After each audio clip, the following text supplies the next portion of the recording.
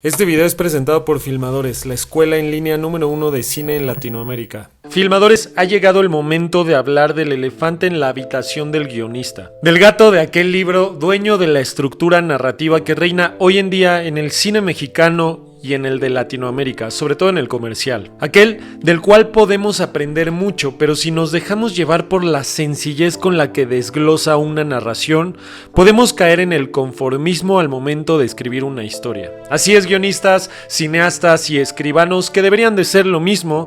Hoy vamos a hablar del famosísimo libro del difunto Blake Snyder, Save the Cat, o Salvando al Gato pa' los cuates. Este libro ha resultado ser una bendición para muchos, pero al mismo tiempo una maldición, porque cuando nos sentimos bloqueados o buscamos una guía para seguir nuestro camino, solemos buscar fórmulas o instructivos preestablecidos para recargarnos en ellos y continuar con la escritura o creación de nuestra obra. Es mucho más fácil trabajar siguiendo una guía que trabajar a ciegas, obviamente. Entonces, cuando te topas con un libro como Save the Cat, que tiene muchos hacks para poder estructurar a la perfección una historia, es fácil darle toda tu confianza y establecerlo como el parámetro principal para tus trabajos. O sea, te vuelves un guionista flojo que se va a apoyar únicamente en esas estructuras. Y el problema de seguir esas estructuras es que, sin darnos cuenta, lejos de estar en un proceso creativo completo en el que cada cosa que pasa en la historia tiene una razón de ser, solo nos encontramos rellenando puntos de una fórmula secreta y que a veces ponemos cosas sin sentido solamente para tachar dichos puntos. No quiero decir que este tipo de libros no funcionen, solamente quiero decir que no son la verdad absoluta al momento de crear una historia. Dicho esto, ahora sí vamos con los 15 bits que vienen dentro de este libro para crear una estructura narrativa sólida y, ¿por qué no, convencional? Ojo, que sea convencional no quiere decir que sea mala, lo convencional no es negativo.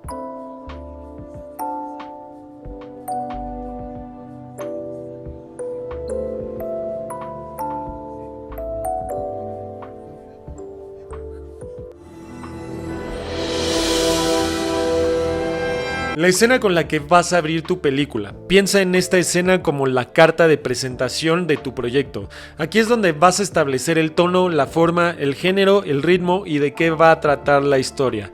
Esta escena puede mostrarnos la vida del personaje antes de que empiece la aventura, algún acontecimiento que parece que no tiene que ver con la historia pero que eventualmente vamos a llegar a él, o a veces podemos empezar hasta con el final de la misma. En las primeras 5 hojas de nuestro guión, incluyendo las de la primera escena, debemos establecer la premisa de nuestra historia. Esto puede ser a través de una pregunta que se haga el personaje principal. La mejor forma de hacerlo es de manera sutil. Por ejemplo, puede ser un mensaje casual en una pantalla negra que diga "despierta". Entonces sabemos que el tema de la película va a ser sobre el despertar o el salir de la Matrix. Seguimos en el primer acto del guión e incluye desde la página 1 hasta máximo la página 12 del mismo. Sí, aquí también vienen los puntos pasados, pero el setup es el planteamiento del problema, es el gancho que hace que los productores, directores y audiencia en general quieran saber más de tu historia. Aquí es donde aventamos toda la carne al asador presentando a nuestro héroe, la meta y lo que podría pasar si no logra llegar a ella. En la página 12 sí o sí se debe de presentar aquello que va a provocar que nuestro personaje principal se lance a la aventura. Siguiendo con el ejemplo de Matrix, aquí es cuando Neo conoce a Trinity, ya que al conocerla, él sabe que va a hacer lo que sea para seguirla a cualquier lado.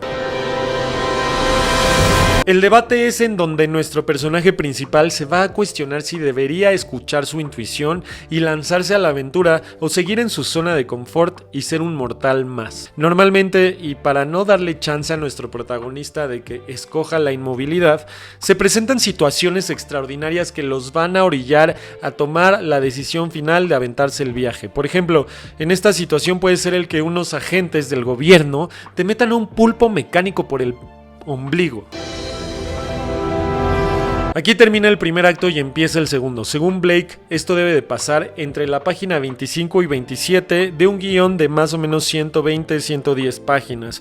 Obviamente, si ustedes tienen un guión más corto, solo pues hacen como el ajuste, como la conversión métrica, por así decirlo. Aquí es en donde nuestro héroe decide renunciar al viejo mundo y todo lo que conoce para adentrarse en lo desconocido. En Matrix esto sucede hasta el minuto 29, un poquito desfasado de la beat sheet, pero lo hace de una forma magistral a través de la icónica escena de la píldora roja y la píldora azul. O la subtrama. Empieza inmediatamente después de que el personaje se lanza al vacío de lo desconocido. Normalmente las historias alternas son historias de amor. Y ojo, no tienen que ser de amor emocional. También pueden ser la relación entre mentor y aprendiz, una relación de hermanos, de padre e hijo o de amistad. O como la mayoría de los guionistas le conocemos, la parte más cabrona de escribir un guión. El segundo acto siempre es de las partes más complicadas de la historia porque está llena de trampas en las que como guionistas podemos caer si no las podemos detectar. Es muy común que en esta parte pongamos escenas que no aporten ningún valor a nuestra historia y perdamos la atención del espectador. Pero Sam Blake Snyder nos da un buen tip para desarrollar estas escenas sin problema, y es cumplir la promesa de la premisa. O sea, aquí es donde nuestro personaje descubre las reglas del nuevo mundo y se da cuenta que está en un lugar más padre que en el que estaba antes. Si tienes un guión de 110 páginas, esto tiene que suceder en la 55 sí o sí, si es de 100 en la 50, si es de 90 en la 45, etc. Aquí es donde el personaje normalmente obtiene una falsa victoria o una falsa derrota. Por ejemplo, en Matrix no está tan claro, pero es cuando Neo regresa a la Matrix por primera vez desde que salió. O sea, se supone que está listo para dominar aquello que a él lo dominaba antes. Las siguientes 10, 15 o 20 páginas de tu guión, después del midpoint, tienen que estar dedicadas al gran putazo que el héroe se va a meter por creer que todo era más fácil de lo que pensaba. En este beat, los jueguitos terminan y las cosas se ponen serias. Aquí es donde normalmente conocemos a los villanos, sus motivaciones y sus planes maestros para impedir que el héroe logre su cometido.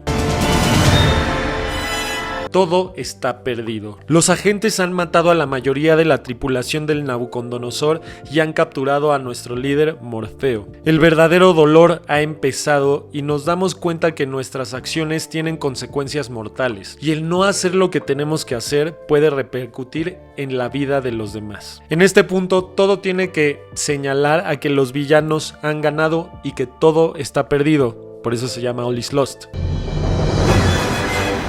Después de la tragedia viene la tensa calma. Nuestros personajes se encuentran reflexivos y angustiados ante la reciente derrota. No importa si es una escena o 5, si dura 10 minutos o 15, si es un diálogo o toda una secuencia. Aquí es donde la audiencia logra conectarse al 100% con el protagonista de la historia porque en realidad todos hemos perdido. Todos nos hemos encontrado en esa situación en la que creemos que no hay nada más que podamos hacer para salir adelante. Aquí termina el segundo acto y empieza el tercero. Este es el momento eureka del personaje. Es en donde la solución le llega a la cabeza y es en donde entiende cómo usar la fuerza a su favor. Es en donde la tesis y la antítesis se unen para crear la síntesis. En Matrix es cuando Neo decide rescatar a Morfeo sin importar si es el elegido o no, porque entiende que hay cosas más importantes que una simple profecía. El showdown final, la gran batalla. El último enfrentamiento de nuestro héroe. En esta parte todos los arcos dramáticos se resuelven y todos nos brindan una sensación de clausura. Por supuesto que aquí es cuando Neo derrota al señor Smith, la profecía se cumple y besa a Trinity. El equivalente a Opening Image, pero en el final. La idea de este beat es mostrar nuevamente a nuestro personaje en un contexto similar al que se encontraba al principio de la película, pero con los aprendizajes del viaje emprendido. Entonces vemos a Neo dentro de la Matrix, pero completamente despierto y consciente de sus posibilidades dentro de la simulación. Aquí Neo se encuentra en el mismo lugar en el que empezó la película, pero ahora puede volar. Y después de estos 15 beats, creo que están listos para escribir una historia y en el siguiente video les voy a hablar de cómo la pueden grabar con su celular. Yo soy Galoso3 y recuerden que en Filmadores los queremos mucho, pero sobre todo los queremos ver, darle like, suscribirse, compartir y filmar. Adiós.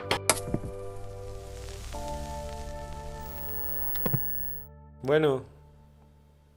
No, señorita, no me interesa tener otra línea. Muchas gracias.